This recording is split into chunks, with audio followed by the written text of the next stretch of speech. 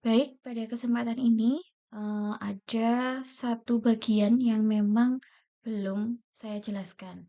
Ini tentang input dari user.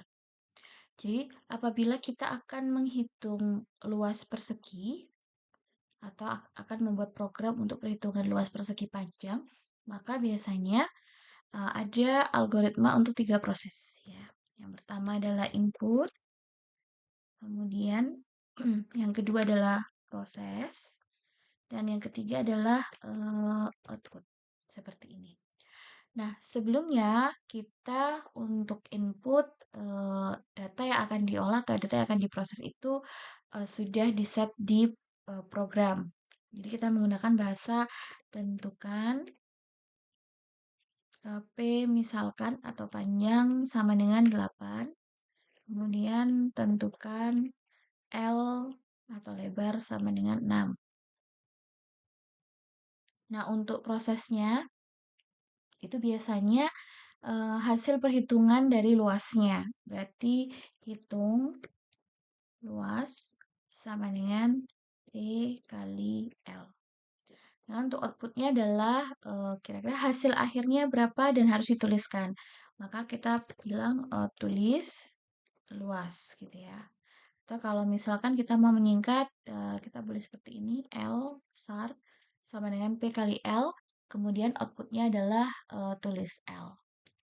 Oke, baik. Kita akan mengubah algoritma ini ke dalam bahasa pemrograman Java. Jadi kita kembali ke sini seperti biasa ketika kita akan membuat program, biasanya kita diminta untuk bikin project dulu. Karena ini sudah ada, kita tinggal open project aja. Mana yang mau dibuka, kemudian silahkan bikin Java class baru ya. Ini ada beberapa, nah ini masih kosongan. Misalkan tadi kita mau menghitung luas persegi, jadi silahkan bikin file baru atau Java class baru. Kita tinggal menuliskan adalah luas persegi panjang, gitu ya. Kemudian finish. Nah, maka kita dapati ada satu satu kelas ya di sini, satu file yaitu luas persegi panjang.java. Maka kalau ini nama filenya adalah luas persegi panjang, pastinya nanti akan dideskripsikan di sini dia sebagai nama kelas gitu ya. Besar kecil dari nama file itu harus sama dengan besar kecil pada nama kelasnya. Nah, kemudian langkah berikutnya apa setelah kita membuat file, yaitu semua program itu akan dieksekusi oleh compiler hanya saat program itu berada di dalam fungsi main. Jadi kita bikin fungsi main terlebih dahulu, ya. Maka di sini kita bikin public static void main, kemudian string argument. Nah, jika sudah bikin fungsi main, apa langkah berikutnya? Nah, kita kembali lagi ke yang sudah kita buat tadi ya. Ada 3 proses di sini, input, proses, dan output. Cuma kalau untuk algoritma mungkin hanya 3 proses. Tapi kalau di dalam pemrograman, kita harus tambahkan lagi namanya deklarasi variabel. Nah, kalau ada deklarasi variabel, berarti langkah berikutnya adalah silahkan dihitung berapa jumlah variabel yang akan kita gunakan selama proses coding atau proses pemrograman itu dijalankan. Jadi kalau dilihat di sini ada P, L, dan L besar. Maka ada 3 variabel. Nah, apabila 3 variabel ini sudah diketahui, sekarang tinggal tipe datanya seperti apa. Oh, ternyata angka-angkanya adalah bilangan bulat. Berarti tipe datanya adalah integer. Maka langkah di sini adalah deklarasi variabel dulu ya.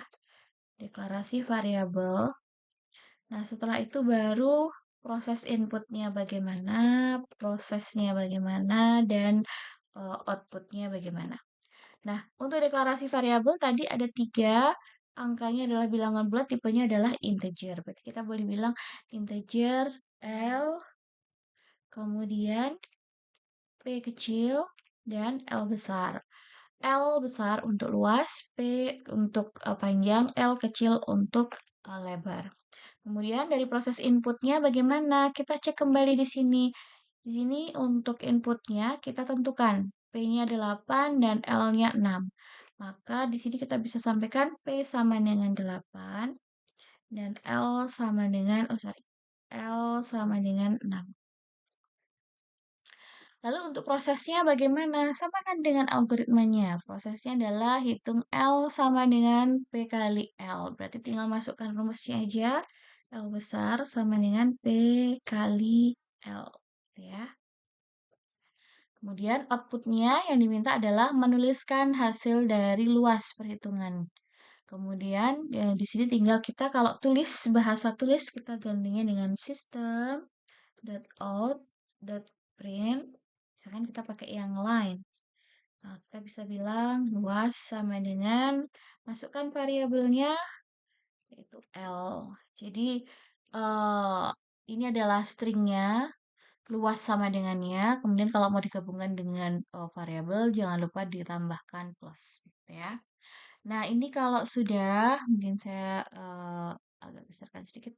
Nah, kalau sudah kita coba untuk run. Silahkan pakai menggunakan run file, jangan menggunakan run project karena kita belum setting main kelasnya.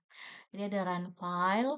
Nah, nanti hasilnya adalah 8 kali 6 itu adalah 48. Dan ini sudah sesuai. Oke, ini apabila inputnya ditentukan dari programnya. Gitu ya. Nah, sekarang di dalam algoritma itu selain tentukan, ini kita coret, itu kita bisa menggunakan, sorry, ini kita ganti ya. Nah, kalau ini angka 8 dan angka 6 atau panjang dan lebarnya itu ditentukan di program. Bagaimana kalau inputan itu dari inputan user? Nah, kalau dari inputan user, maka kita bisa menggunakannya begini. Pakainya sudah beda lagi, yaitu sorry. Yang awalnya tentukan P sama dengan 8 dan tentukan L sama dengan 6 gitu ya. Maka kita ubah bahasanya karena P dan L nanti adalah inputan user, kita bilangnya baca P. Kemudian baca L begitu. Nah, kalau seperti ini, maka kita tidak perlu menentukan P itu berapa. Karena komputer hanya diminta untuk membaca nilai yang sudah dimasukkan oleh user pada variabel P maupun pada variabel L. Nah, kalau sudah seperti ini berarti pasti inputan user. Nah, bagaimana mengubah yang tentukan seperti ini yang angkanya sudah di-set ke dalam inputan user kalau di dalam pemrograman? Nah, kita akan menggunakan yang namanya class scanner. Jadi, untuk bisa menangkap data yang dimasukkan oleh user melalui keyboard, kita bisa menggunakan kelas namanya adalah scanner. Nah, materi scanner ini bisa dilihat di bab 3 atau materi pertemuan ketiga, khususnya untuk value atau nilai. Nanti bisa dicek lagi ya, karena ini adalah satu materi yang mungkin saya ketinggalan untuk menjelaskan. Nah, maka di sini karena kita menggunakan kelas di luar kelas ini ya, saya kan sudah punya kelas atau file namanya luas persegi panjang. Sedangkan untuk bisa menangkap inputan user, saya harus menggunakan namanya kelas scanner. Nah, kelas scanner ini tidak bisa tiba-tiba langsung dipanggil karena dia beda file dengan luas persegi panjang. Nah, solusinya apa? Kita harus panggil dulu kelas scannernya. Maka harus dilakukan import file. Nah, import itu posisinya harus paling atas. Jadi kita tambahkan import Java util scanner. Ya. Nah, jadi kalau di sini bilangnya saya import atau panggil file scanner.java di mana posisinya di dalam folder utilitas, di mana folder utilitas ini di dalam folder Java. Nah, kemudian kalau mau menangkap gitu ya, mau menangkap inputan user tuh biasanya bagaimana? Nanti di inputnya sudah lagi bukan seperti ini. Jadi ini kita komen ya. Kita komen. Nah, inputnya yang nanti kita ganti, gitu ya. Nah, caranya bagaimana? Scanner itu adalah suatu kelas, gitu ya. Dia adalah suatu kelas. Nah, scanner ini punya beberapa fungsi di dalamnya. Salah satunya adalah fungsi untuk menangkap inputan user. Nah, fungsi ini kita bisa menyebutnya sebagai fungsi atau metode. Nah, metodenya apa?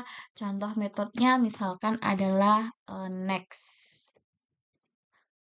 Dia dikatakan metode itu kalau ada suatu variabel atau penamaan metodenya itu diikuti dengan ini. Ini adalah suatu metode gitu ya.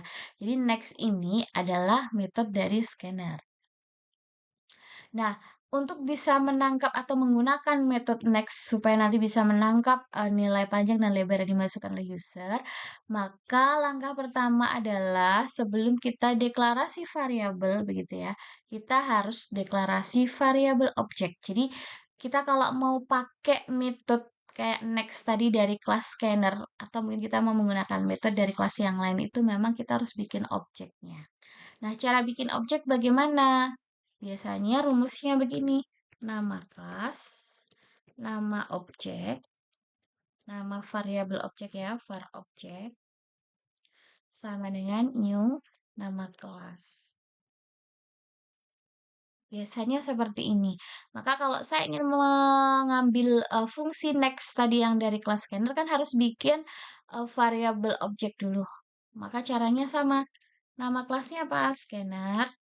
Kemudian saya bikin nama variabelnya biar gampang, misalkan input. Jadi kalau input ini adalah nama variabel objek yang terserah penamaannya seperti apa, sama dengan new scanner. Harusnya memang seperti ini. Cuma karena ini adalah inputan gitu ya, maka kita harus menambahkan. Kalau sistem out itu menulis, kalau membaca itu kita pakainya di sini system.in. Begini, gitu ya. Nah, di sini kita sudah punya input, maka input ini adalah objek yang bisa kita gunakan untuk memanggil fungsi atau metode yang ada di dalam scanner. Maka nanti setelah kita deklarasi variabel objek untuk scanner dan variabel yang memang kita gunakan untuk keperluan proses perhitungan luas persegi, langkah inputnya ini harus kita ganti. Caranya bagaimana? Nah, user itu kan diminta untuk memasukkan angka ya. Nah, supaya user itu tahu dia harus masukkan angka, biasanya kita harus menampilkan kata perintah terlebih dahulu sebelum user memasukkan angka. Misalkan di sini system.out.print. Kemudian di sini bilang masukkan nilai panjang. Titik 2. Maka user baru memasukkan angka panjangnya. Untuk bisa menangkap bagaimana cara menangkapnya? Nangkap data panjang dari user, kita pakai tadi input. Ya, sebenarnya pakainya ini, next. Tapi kalau next ini kan punyanya scanner. Nah, panggilnya harus menggunakan objek. Jadinya input dot next. Seperti ini. Nah, tipenya apa? Harusnya kan next. Next, cuma masalahnya next ini bergantung pada jenis yang mau ditangkap. Panjang dan lebar kan jenisnya integer. Berarti ini harusnya bukan next, tapi ada next in. Seperti ini. Nah, supaya ini nanti kita kan mau menangkap ya, oh 8 nih. Nah, ini sudah ditangkap oleh input. Ini mau dimasukkan kemana? Misalkan panjang dulu. Berarti masukkan variabel P. Berarti P sama dengan input.nextIn. Gitu ya. Nah, akhirnya apa? Sekarang masukkan yang kedua. Kita kopas aja. Terus di sini diganti lebar. Akhirnya ini adalah lebar. Nah, jadi ini yang membedakan. Tadi awalnya kita menggunakan P itu sama dengan 8, L itu sama dengan 6. Sekarang di sini tidak ada angka sama sekali. Tapi tetap bisa diproses. Kenapa? Karena ada inputan user yang kita baca dan kita simpan ke dalam P-nya. Gitu ya. Maka kalau dijalankan, akhirnya di sini berbeda outputnya. Jadi harus masukkan nilai panjang dulu berapa. Misalkan 9. Ininya lebarnya berapa? 5, maka hasilnya 45. Jadi eh, angka 9 dan angka 5 itu adalah masukan kita. Jadi kita harus memasukkan melalui keyboard, nanti didapatkan hasilnya. Nah, apa kelebihannya dengan memasukkan data melalui inputan user dengan yang sudah kita tentukan? Akhirnya kalau kita menggunakan inputan user, dia menjadi lebih dinamis. Data itu yang diolah lebih dinamis. Tapi kalau kita menentukan dari programnya, maka dia kurang dinamis atau statis, yang artinya berapa kali pun kita run file atau run program tersebut, dia hasilnya selalu 48. Gitu ya. Ini tambahan sebelum saya jelaskan tentang materi hari ini. Oke, terkait dengan scanner. Nah, sekarang kita akan masuk ke dalam materi berikutnya, yaitu tentang pencabangan.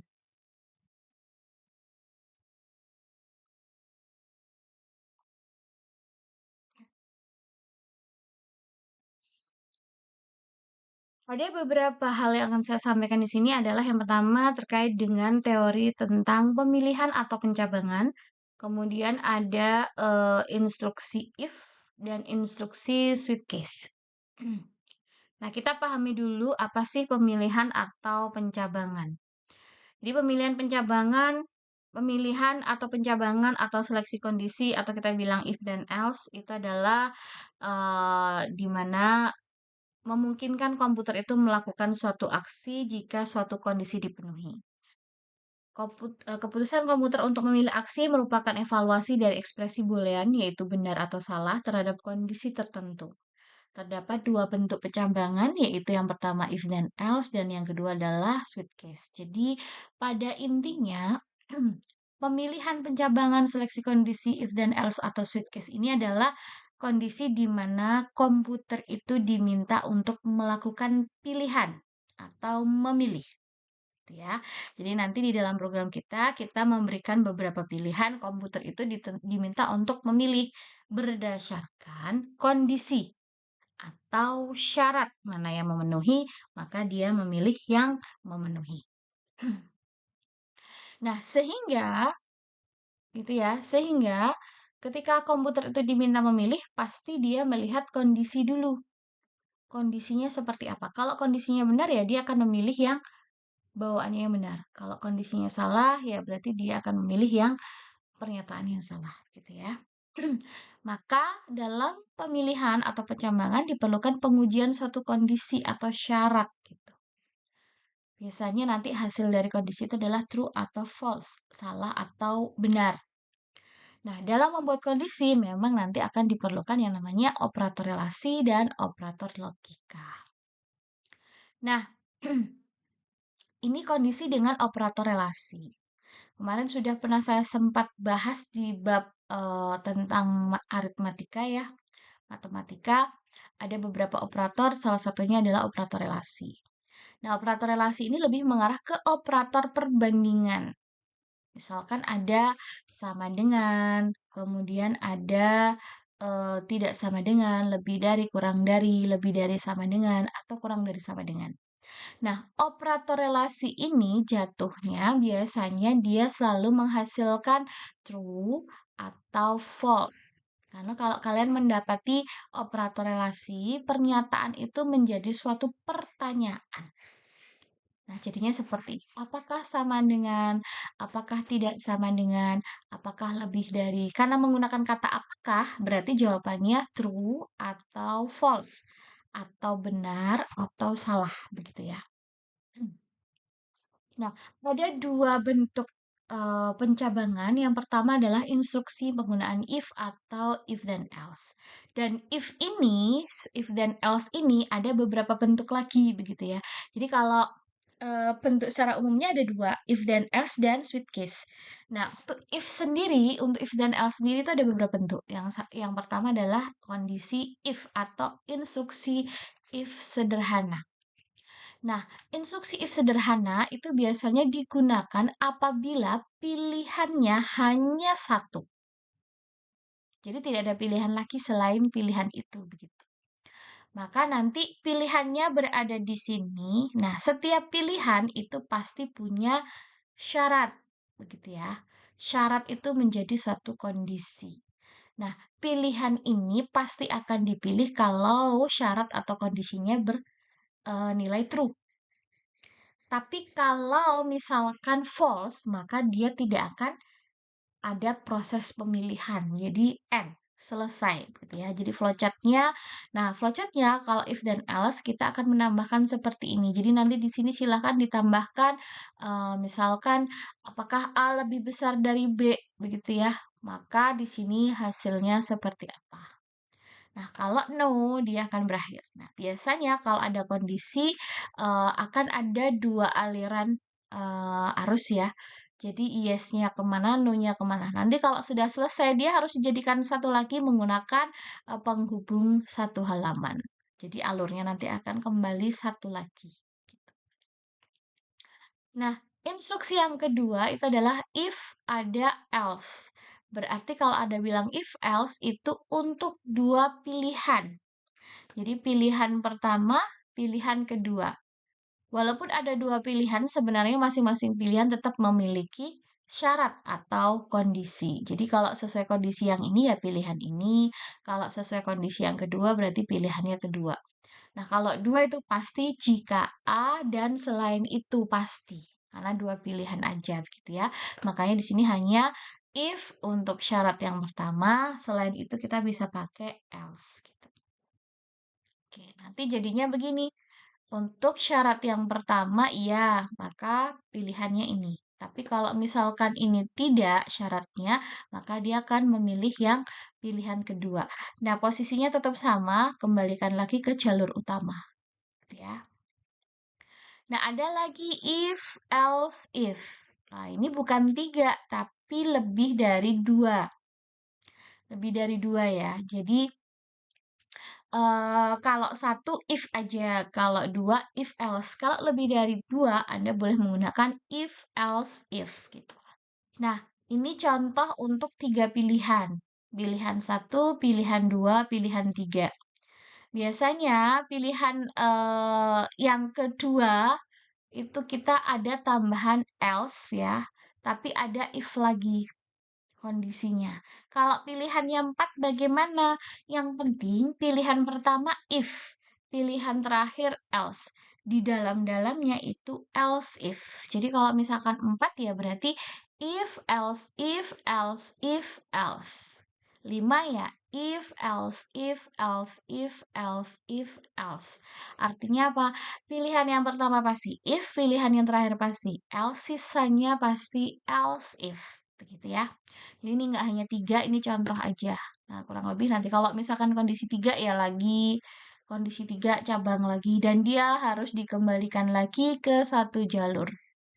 Ya, itu instruksi if, else, if.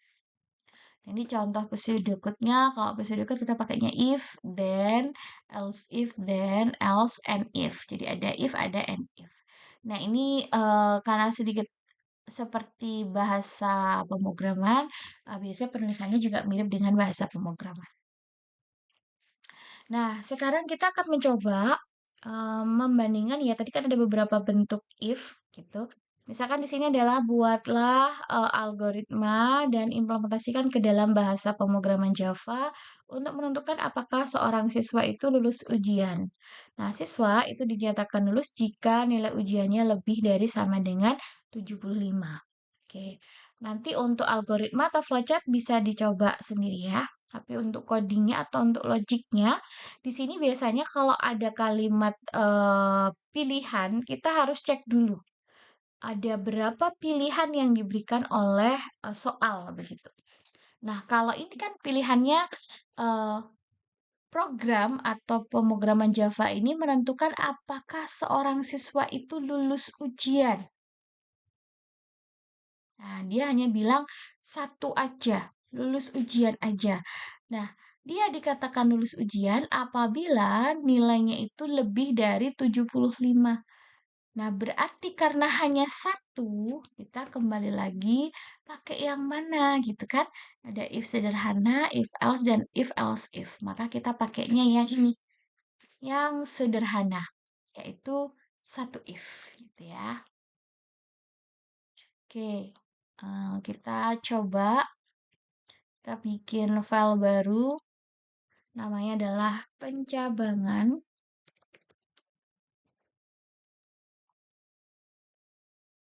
Oke, jangan lupa kita bikin fungsi main gitu ya. nanti. Terus di sini tetap ada deklarasi variabel. Kemudian mungkin agak saya besarkan gitu. Ada deklarasi variabel, kemudian ada input ke proses dan output ya. Nah, tadi yang diminta adalah siswa itu adalah lulus ujian. Pilihannya ada satu, kemudian jika nilainya lebih dari 75. Nah, kalau dilihat dari sini, ada berapa variabel kan begitu. Nah, kalau dilihat di sini data itu kan lebih berhubungan dengan angka 75. Berarti data itu bisa berupa nilai ujian. Ya. Maka kalau dicek di sini hanya ada satu data aja. Di sini kita buat nilainya 75 bilangan bulat integer nilai. Begitu. Kita punya variabel nilai. Nah, inputnya apa? Inputnya adalah kalau di sini bilangnya sorry.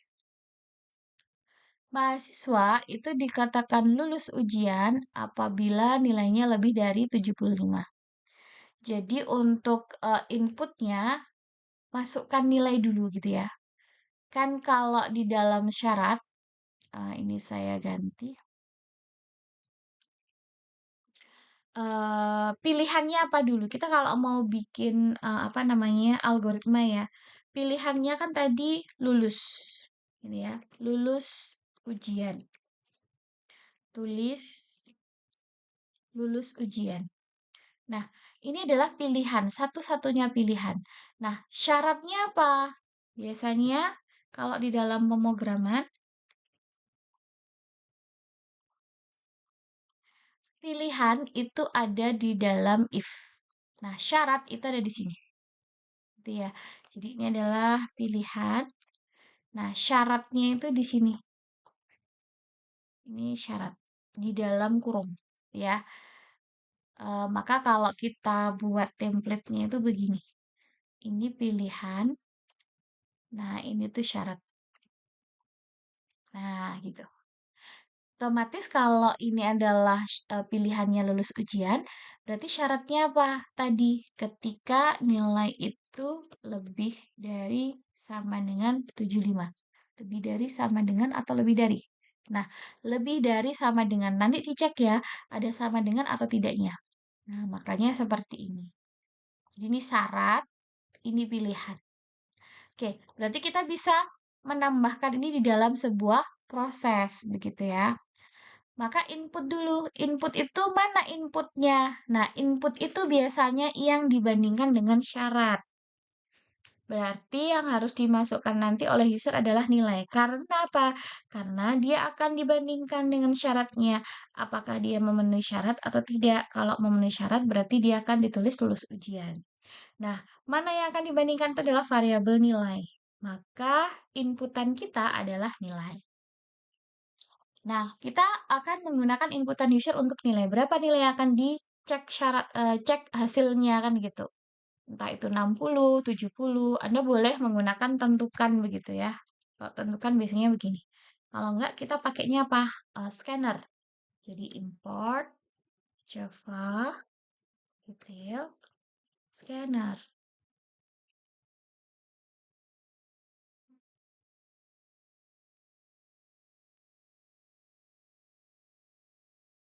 Kemudian sama tadi di deklarasi kita bikin deklarasi variabel objek juga untuk scanner. Berarti scanner nama variabelnya misalkan input new scanner.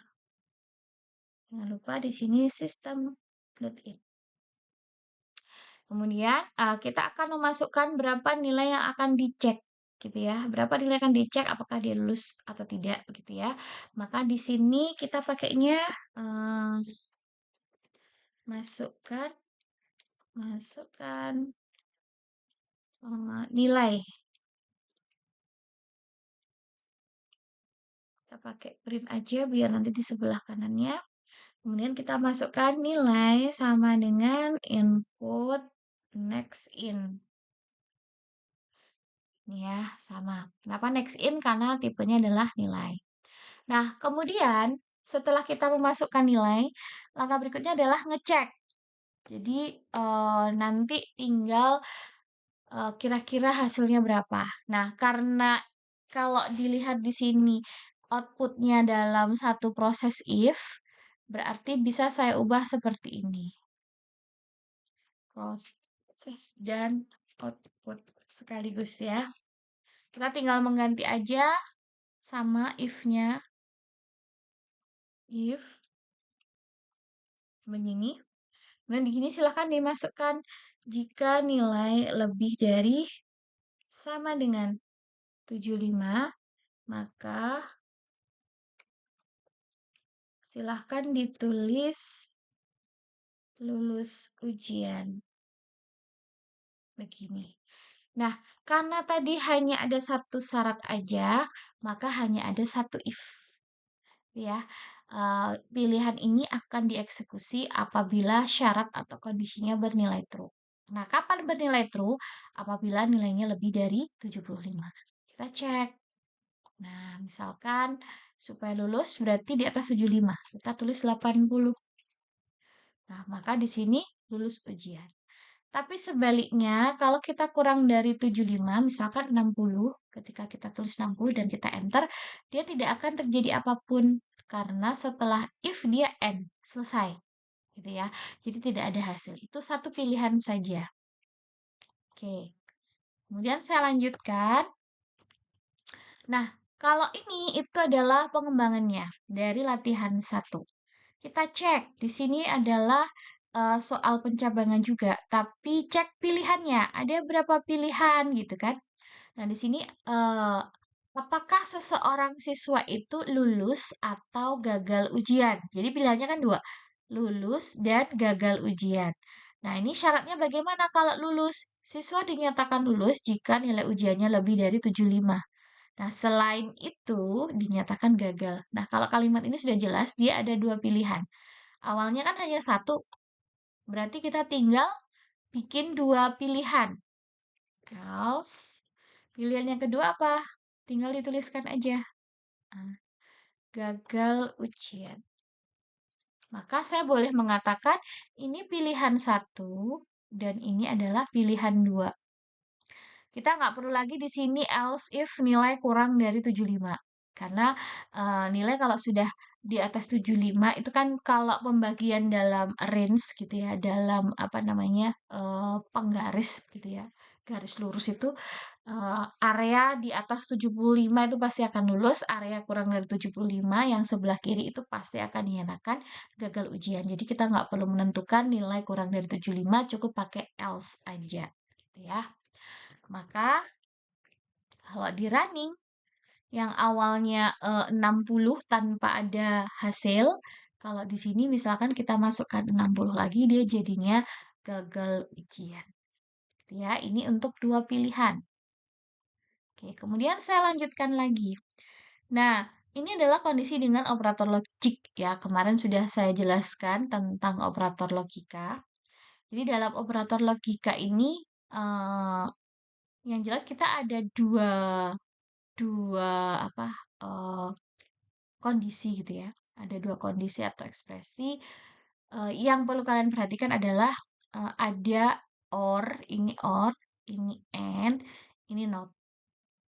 Nah, di sini ada ketentuan salah, salah itu false atau nol, benar itu true atau ya atau satu. Nah, biasanya kalau or dikatakan salah apabila dua-duanya salah. Jadi kayak penjumlahan gitu ya. 0 dengan 0, 0, 0 dengan 1, 1, 1 dengan 0, 1, 1 dengan 1, 1. Kenapa 1? Karena kan nggak ada 2 gitu ya. Jadi ini salah satu atau dua-duanya benar, maka dia katakan benar. Atau dia dikatakan salah kalau kedua-duanya salah. Nah, kalau N itu ciri khasnya dia dikatakan benar kalau dua-duanya benar gitu ya. Jadi N itu kayak perkalian. Kalau 0 dengan 0, 0, 0 dengan 1 pasti 0, 1 dengan 0, 0. Baru kalau satu dengan satu karena perkalian jadi benar gitu ya. Kalau not itu kebalikannya. Ini kan not X ya. Jadi kalau not X awalnya salah jadi benar. eh dari salah jadi benar, benar jadi salah, benar jadi salah gitu. Nah, ini operator. Operator logik itu biasanya digunakan untuk membantu syarat. Karena kalau syaratnya hanya satu, kayak tadi ya, nilai lebih dari 75. Jadi lulus. Lulus itu dikatakan lulus kalau nilainya lebih dari 75. Berarti lulus tadi syaratnya kan cuma satu, jika nilai lebih dari 75. Nah, kalau syaratnya hanya satu, kita cukup menggunakan operator relasi. Lebih dari sama dengan, kurang dari sama dengan. Tapi kalau misalkan syaratnya lebih dari satu, bagaimana? Jadi persyarat itu biasanya pakai operator relasi. Lebih dari, kurang dari, dan seterusnya. Tapi kalau ada dua syarat, di mana masing-masing syarat pakai operator relasi, penggabungannya harus menggunakan operator logik. Ya, baik, bagaimana apabila syaratnya atau kondisinya itu lebih dari satu untuk satu pilihan. Nah, contohnya seperti ini. Kalau dilihat di sini, pilihannya bagaimana begitu kan? Kita cek dulu bahwa menentukan apakah seseorang itu lulus atau gagal ujian. Pilihannya tetap dua ya, lulus atau gagal ujian. Tapi kalau dilihat di sini syaratnya bagaimana lulus apabila nilai ujiannya lebih dari sama dengan 75. Tapi ada kalimat atau lebih dari sama dengan nilai rata-rata kelas. Selain itu dinyatakan gagal gitu ya. Nah, maka syaratnya untuk lulus jadinya lebih dari satu. Jadi lebih dari sama dengan 75 atau lebih dari sama dengan nilai rata-rata. Berarti apa yang lebih dari sama dengan nilai rata-rata itu adalah nilainya. Maka awalnya seperti ini hanya satu syarat untuk bisa lulus, dia tambah dua syarat. Jadinya nilai lebih dari sama dengan rata-rata gitu ya. Nah, posisinya kita ada satu variabel baru. Di sini kita harus masukkan rata-rata. Oh, saya ganti dengan rata-rata. Gitu ya.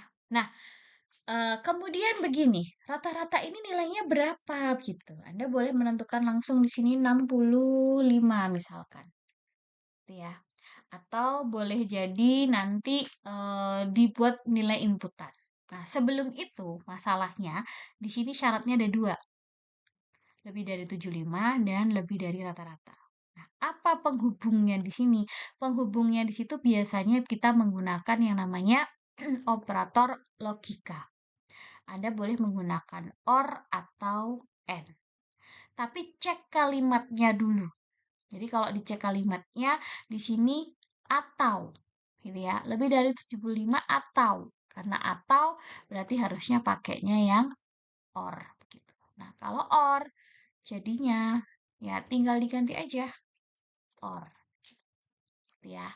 Nah, permasalahan kedua tadi adalah ini masih merah karena rata-rata ini belum ada nilainya. Anda boleh menentukan fix di sini atau Anda boleh memasukkan sebagai inputan gitu ya. Nah, misalkan kita setting dia lulus nilainya 75, tapi rata-ratanya di bawah nilai 75, misalkan 65. Seperti itu. Nah, maka nanti dia dikatakan lulus itu kalau nilainya lebih dari 75 atau nilai rata-rata nilainya itu lebih dari rata-rata yaitu 65. Maka bagaimana cara menjawabnya? Misalkan nih, saya kurang dari dua-duanya, baik 75 maupun 65. Misalkan 50 gitu ya.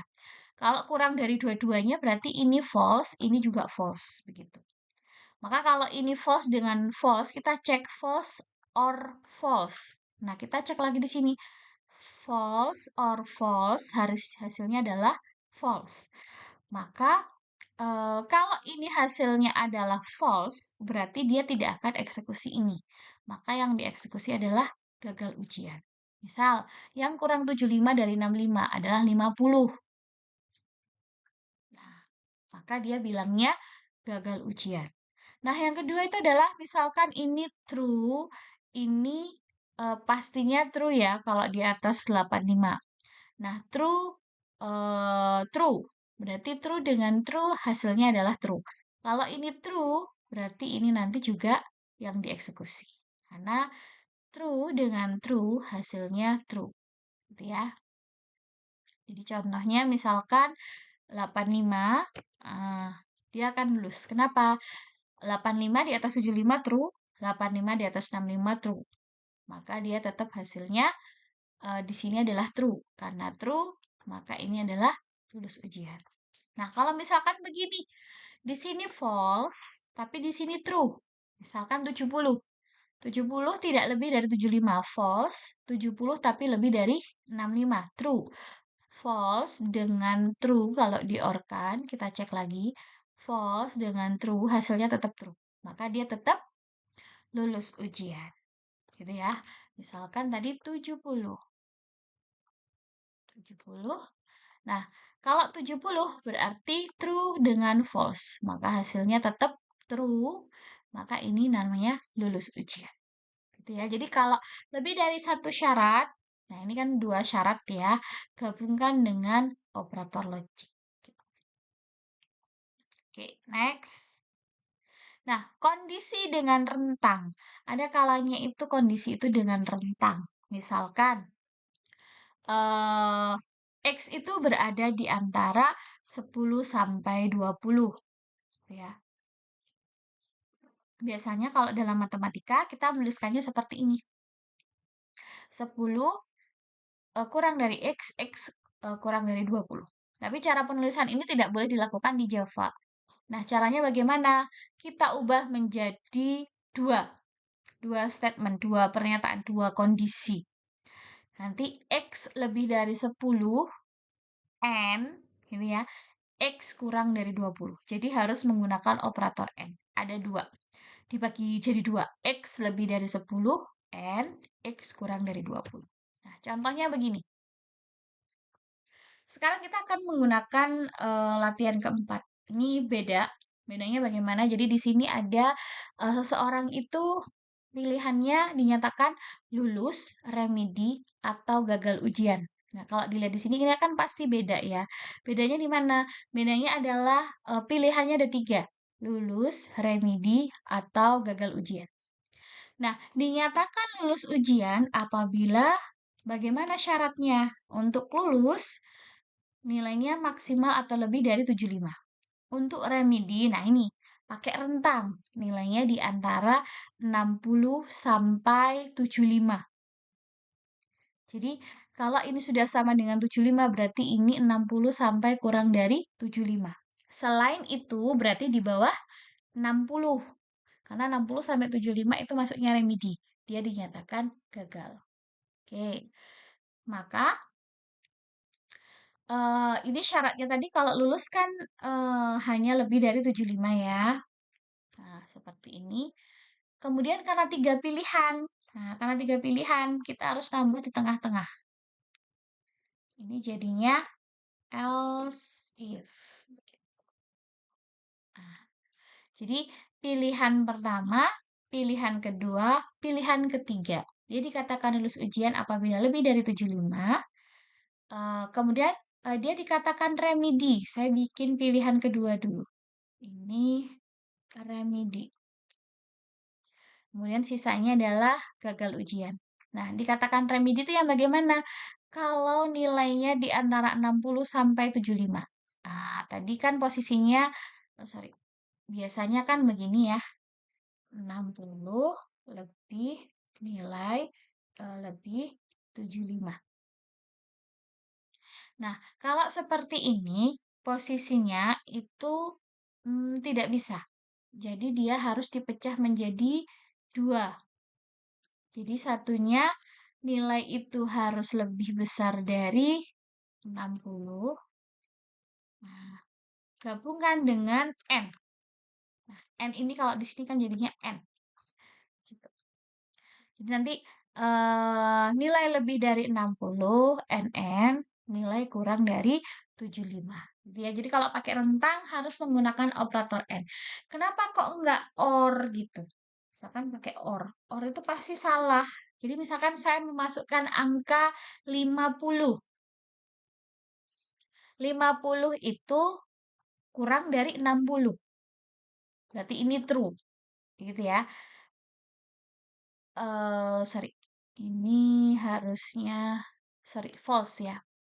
Kalau saya masukkan 50, apakah nilai 50 lebih dari 60? Kan false. Ini false. Nah, apakah 50 kurang dari 75? Ini true. False dengan true kalau diorkan.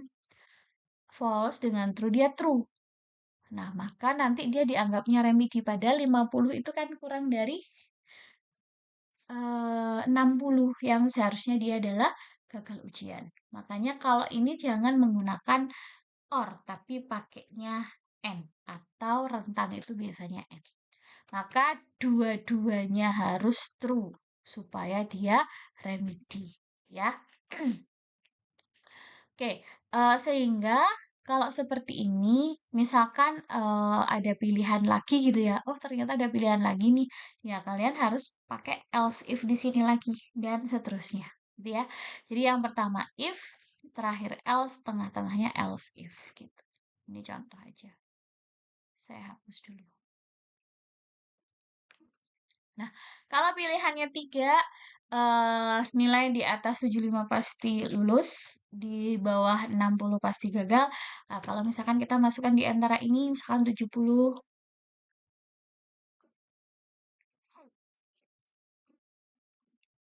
nah dia remedi. Oh sorry, ini harusnya remedi begitu ya. Ini 70, maka dia remedi. Gitu. Oke, itu penggunaan rentang dan if-nya adalah lebih dari 2. Oke, kita lanjutkan. Nah, jenis yang kedua selain if itu ada switch case. Nah, switch case itu adalah instruksi untuk menjalankan salah satu pernyataan dari beberapa kemungkinan pernyataan, tergantung pada nilai dari satu macam variabel saja.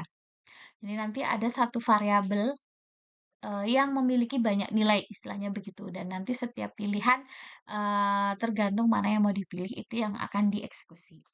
Dengan kata lain, variabel yang menentukan pilihan pernyataan memiliki banyak nilai dan setiap nilai berkaitan dengan satu jenis pernyataan. Itu switch case. Nah, ini contohnya. Kita punya satu variabel di sini, tapi dia variabelnya berisi beberapa nilai. Jadi variabel itu punya nilai 1, nilai 2, dan seterusnya. Nah, nanti setiap nilai itu punya pernyataan berbeda-beda. Nah, makanya di sini ada switch. Switch, ubah variabel ini ke nilai berapa. Case boleh ke nilai 1, case boleh ke nilai 2. Kalau misalkan tidak ada baik itu di nilai 1 atau nilai 2, variabel itu misalkan hanya punya nilai 1 sama nilai 2, terus memasukkan nilai 3, nilai 3 kan tidak ada di pilihan case-nya, maka dia akan diarahkan ke default. Makanya di sini biasanya selalu ada default. Yang perlu diperhatikan adalah setiap case itu harus ada break-nya. Gitu ya. Termasuk sebenarnya default itu juga ada break-nya. Tapi karena default itu adalah pernyataan yang paling akhir, tanpa break juga nggak apa-apa. Gitu ya. Nah, maka sebenarnya switch case ini mirip dengan if dan else, tapi menggunakan operator relasi sama dengan aja. Jadi nanti apakah variabel ini sama dengan nilai 1, variabel ini sama dengan nilai 2, dan seterusnya.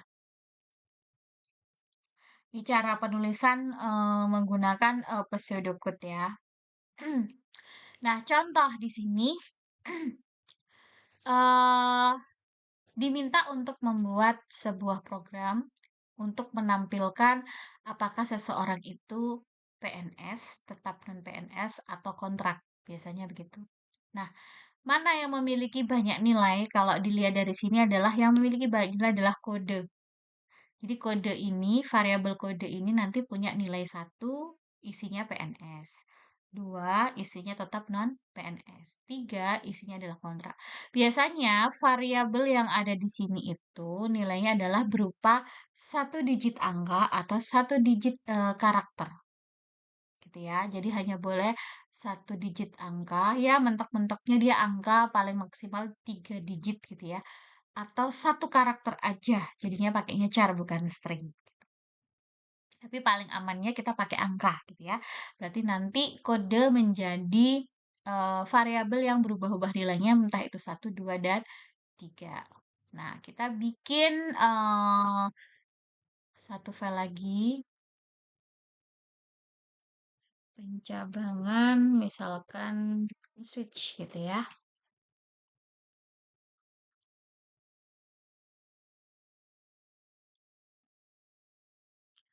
Sama, kita akan menggunakan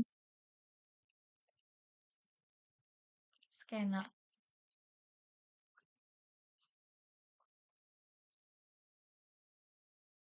Kemudian di sini ada public static void main string argument, fungsi mainnya.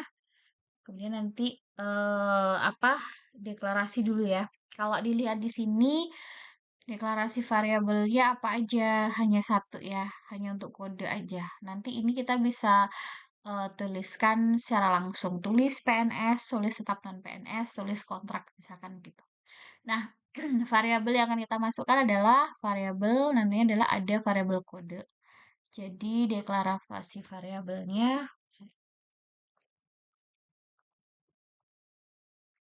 integer kode. Nah, nanti kode ini yang akan kita switch gitu kan. Dia boleh bernilai, sorry, 1, 2, atau 3.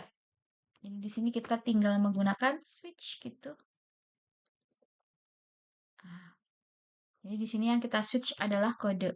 Nah, kode ini kan akan kita switch ya. Bisa jadi nanti case, sorry, case untuk satu bagaimana, jangan lupa ada breaknya.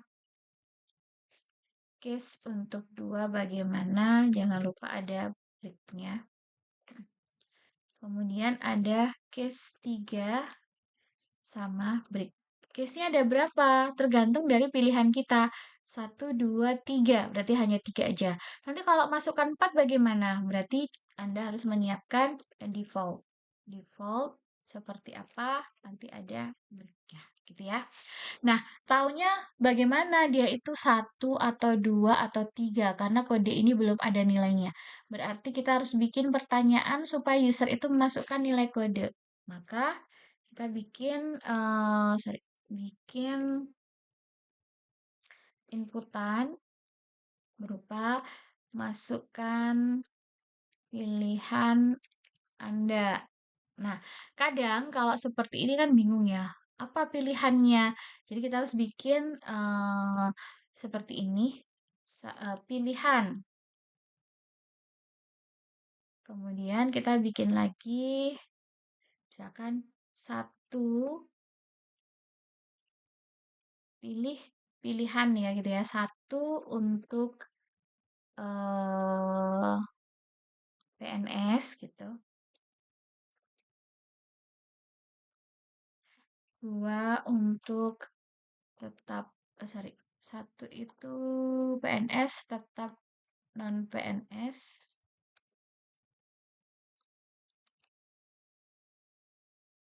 kemudian bikin lagi 3 untuk kontrak. Jadi kayak Suitcase itu biasanya digunakan untuk program berbasis menu. Jadi kita dikasih pilihan satu untuk PNS, dua untuk ini, tiga untuk. Nah, Anda mau pilih yang mana gitu. Nanti silahkan dituliskan satu atau dua atau tiga gitu kan. Kalau sudah, nah kita bikin inputan user kan. Maka kode itu sama dengan input. Biasanya kan ada input nih. Nah, ini belum ada. Kita bikin di sini dulu. Scanner input sama dengan new scanner dalam kurung system.in. Maka di sini input.nextIn seperti ini. Nah, kita ada switch nih di sini. Nah, switchnya apa? Kalau nanti misalkan ketika memasukkan kode, saya milih satu, harusnya di sini adalah menuliskan dia adalah PNS gitu ya. Di sini kita bisa bikin Anda adalah PNS misalkan. Ini Anda adalah tetap non PNS dan di sini adalah kontrak. Nah, kurang lebih seperti itu. Nah, ini oke, sah. Oke, jadi kurang lebih seperti ini ya awalnya. Kita di sini ada deklarasi variabel objek input untuk scannernya supaya bisa masukkan next in. Kemudian kita deklarasikan ada sebuah kutu kode. Terus di sini kita kasih di pilihan dulu. Mau pilih yang mana, masukkan pilihannya. Nah, nanti kalau ini adalah isinya 2, apakah dia 2 sama dengan 1 kan enggak? Apakah dia 2 dengan 2, berarti dia akan masuk di sini. Maka ini yang akan dieksekusi. Kemudian kalau sudah ada break, break itu sebenarnya fungsinya untuk keluar dari suitcase. Dari sini dia langsung end. Gitu ya. Nanti kalau nggak pakai break, dari sini dia lanjut ke bawah-bawahnya sampai menemukan break supaya keluar dari suitcase. Kita coba run. Nah, ini pilihannya. Jadi dia pilihan, satu untuk PNS, 2 untuk ini. Nah, silahkan masukkan pilihan Anda, tulis 1, 2, atau 3. Misalkan 3. Maka keluarnya adalah kontak. Gitu ya. Nah, maka satu variabel memiliki banyak nilai itu kayak gini. Variabel kode dia punya nilai 1, 2, dan 3. Masing-masing punya pernyataan sendiri-sendiri. Nah, kemudian sekarang ada tambahan nih. Jadi selain menentukan apakah dia PNS atau tetap non-PNS atau kontrak, dia harus ada gajinya. PNS gajinya sekian. Kemudian apa? Non-PNS gajinya sekian, misalkan begitu. Nah, di sini sudah jelas gaji pokok, tunjangan, honor. Nah, nanti rumusnya sendiri-sendiri. Kalau dilihat di sini kita cek yang paling banyak variabelnya, yaitu PNS. Ada gaji pokok, ada tunjangan, ada honor, ada hari. Kalau dilihat di sini, outputnya adalah gaji. Ya. Jadi outputnya adalah gaji. Inputnya apa aja? Gaji pokok, tunjangan, honor, dan hari. Kalau dilihat data di sini yang sudah ada gaji pokok, tunjangan, dan honor. Tapi harinya belum. Maka ini kan input. Jadikan dia variabel dinamis, inputan user. Maka kita deklarasikan dulu semua variabelnya. Ada 1, 2, 3, 4, dan 5. Ya. Deklarasi variabel. Jadi selain kode, gitu ya, silahkan ditambahkan. Kalau misalkan Anda ragu-ragu, nanti angkanya bakal ada pajak atau tidak, gitu kan, ada koma-komanya, Anda boleh menggunakan double. Double tadi ada gaji, ya, ada gaji, gaji pokok, tunjangan. Nah, ini saya ganti ada double gaji, gaji pokok. Gaji pokoknya sudah ada nilainya. Itu adalah 2 juta. 2. Kemudian tunjangan. Tunjangannya adalah 500.000. Kemudian ada honor gitu ya. Honornya adalah 50.000. Dan hari. Harinya belum ditentukan karena nanti inputan user. Oke. Nah, maka di sini kita sudah menemukan ada beberapa variabel yang diperuntukkan gitu ya. Nah, masalahnya adalah di sini nanti gajinya berbeda-beda gitu ya. Berarti karena berbeda-beda, maka harus dimasukkan. Nah, yang perlu diperhatikan lagi adalah ketika akan menghitung gaji, ini rumusnya saya masukkan dulu ya. Perhitungan gajinya kan ada di setiap case-nya. Jadi, case 1, kalau dia PNS, gajinya adalah rumusnya begini, gaji pokok plus tunjangan plus honor kali hari. Jadi di sini gaji sama dengan gaji pokok plus tunjangan,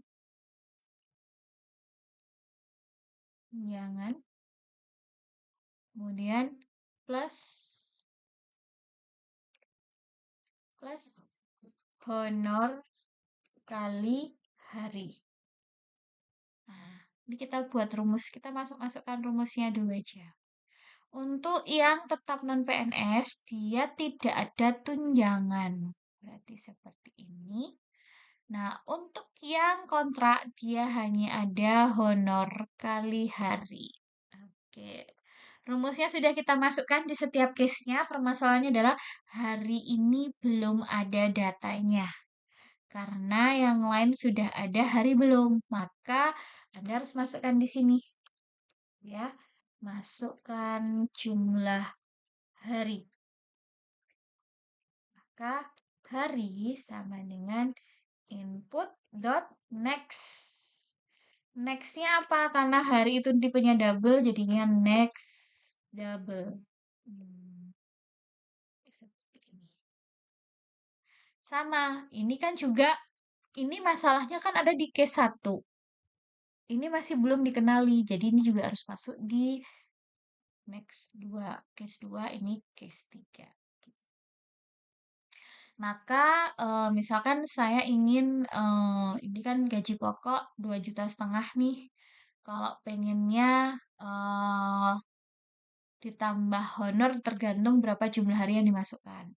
Nah, misalkan saya mau ke case 1 atau mau ke case ini ya, 3 hanya honor kali hari, tinggal dipilih aja. Misalkan saya mau yang kontrak 3, pilih 3.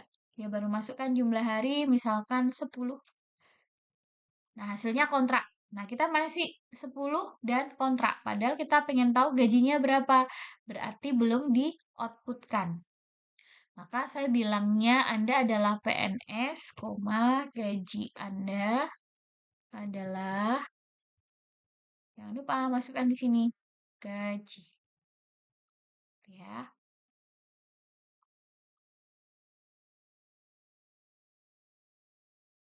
Nah, seperti ini. Sorry. Nah,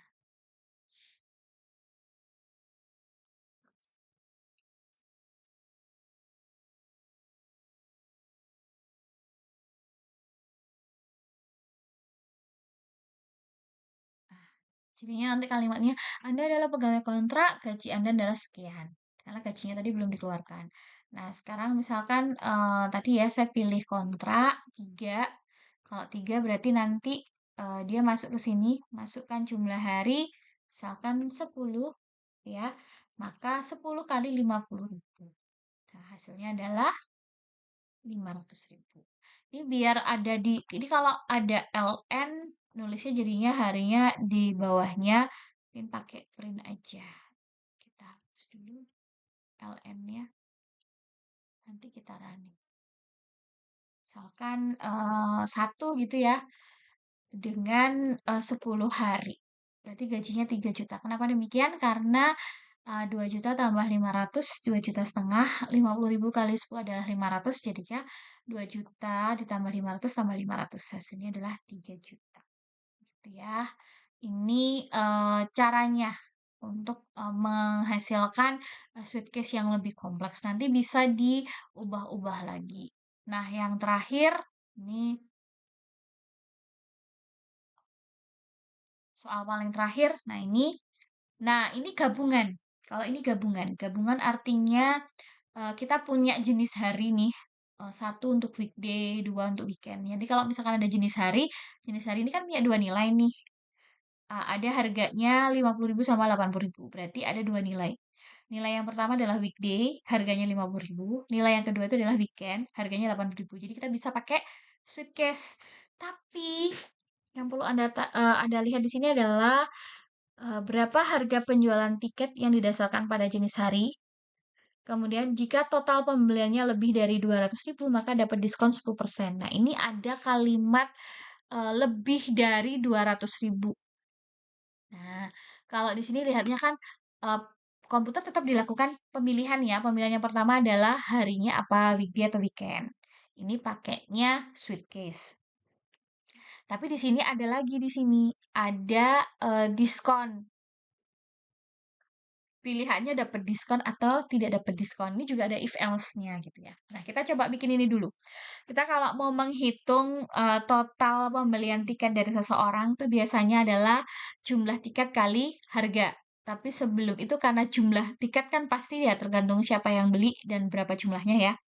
Tapi masalahnya di sini ada terkait dengan harga. Harga itu beda-beda. Nah, kalau saya belinya hari Sabtu, harganya 80.000. Kalau saya belinya hari Senin, harganya adalah 50.000 kan gitu. Berarti ada perbedaan harga. Maka kita bikin harga yang berbeda dulu. Nah, kita akan menghitung berapa total tiket yang dibeli oleh seseorang gitu ya. Kita bikin file baru di sini, misalkan pembelian tiket. Sama nanti pakainya scanner. Import, oh sorry. Import Java Detail Scanner. Tuh. Kemudian kita bikin fungsi main gitu ya. Nah, kita akan mencoba untuk menghitung tiket dulu ya. Kalau menghitung tiket di sini ada berapa variabel. Jadi total pembayaran atau total harga tiket. Jadi total harga tiket itu sama dengan harga kali jumlah, gitu kan? Berarti kita pakai double. Double total harga tiket. Kemudian ada total harga tiket itu didapatkan dari harga kali jumlah. Ya, harga tiket kali jumlah. Kemudian, karena di sini nanti ada pilihan harganya itu berbeda antara weekday sama weekend. Weekday itu bisa kita ubah menjadi angka satu itu untuk weekday, dua itu untuk weekend. Jadi di sini nanti tulisannya ada punya integer. Kalau pilihan di Sweetcast itu kan hanya boleh in atau char ya. Integer kode hari. Seperti ini. Tuh. Nah, nanti kita tinggal bikin aja switch untuk kode hari. Nah, kode harinya itu ada case untuk satunya bagaimana. Kita anggapnya satu untuk ini ya. Case duanya bagaimana. Jangan lupa default. Default tuh biasanya untuk menentukan apakah data itu salah atau benar gitu yang dimasukkan. Nah, ini nanti gini. Kalau satu dia lebih ke weekday, gitu ya. Kalau dua dia lebih ke weekend. Nah, kalau masukkan angka yang lain bagaimana? Kita bisa nampilkan ini. Kode yang dimasukkan salah begitu. Oke ya. Oke, sekarang satu. Satu itu yang membedakan adalah harganya 50.000. Kalau dua harganya 80.000. Berarti nanti di sini prosesnya total harga tiket itu sama dengan harga, kan rumusnya begini ya, harga kali jumlah. Sama sebenarnya. Nah, cuma harga di sini ya, itu sama dengan 50.000. Kalau di sini harganya itu adalah 80.000. Nah, begini. Jadi yang membedakan adalah untuk weekday harganya 50, kalau weekend harganya 80.000. Nah, jumlah ini masih merah karena posisinya dia belum dimasukkan berapa jumlah tiket yang mau dibeli. Nah, jumlah ini tergantung dari usernya mau beli berapa, kan begitu. Maka, seperti biasa kita harus memasukkan seperti ini. Masukkan jumlah tiket yang dibeli. Begitu. Nanti di sini tinggal jumlah sama dengan. Nah, ini pakai scanner. Jangan lupa di sini ada scanner. Scanner input sama dengan new scanner.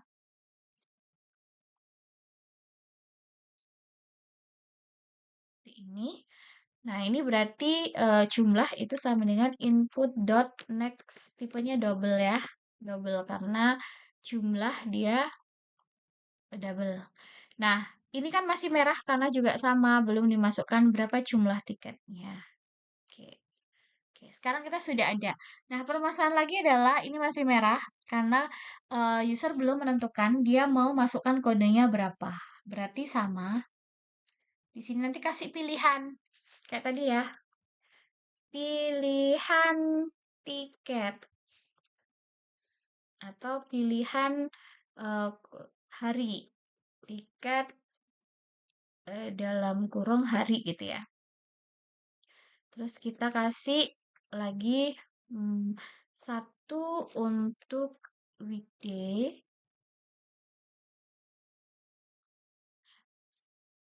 dengan harga 50.000 gitu ya. At 50.000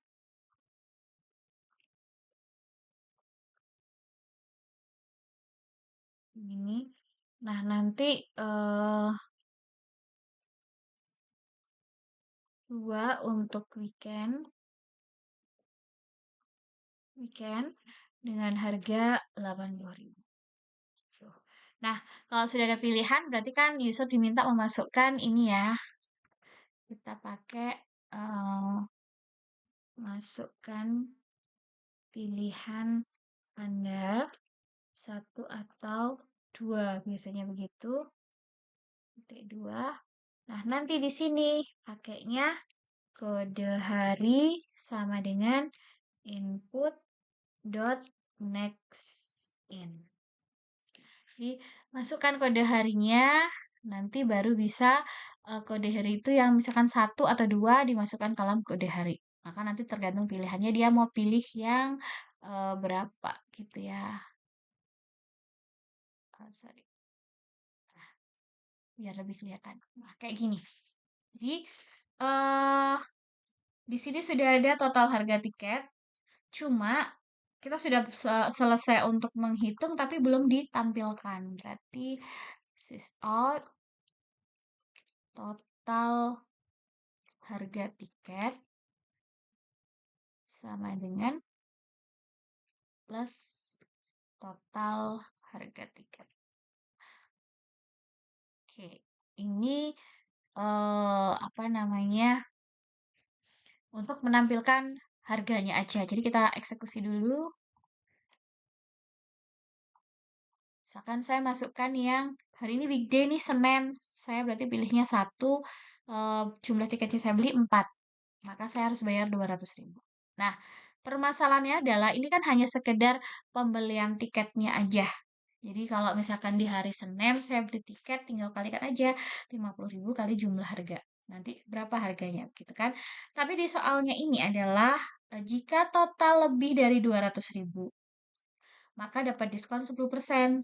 Nah, berarti kan ada pilihan nih, dapat diskon sama tidak. Ini nggak bisa pakai switch karena penggunaan operatornya adalah lebih dari. Jadi kalau lebih dari itu harus menggunakan if else gitu ya.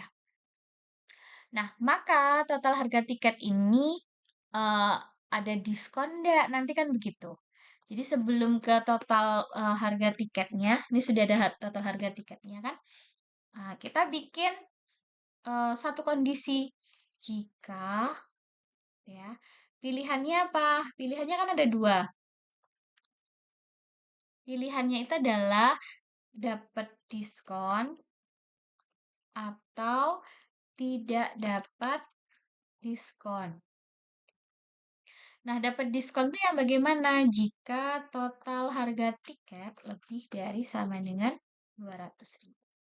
Sisanya tidak dapat diskon. Nah, ini kan masih total harga tiketnya ya.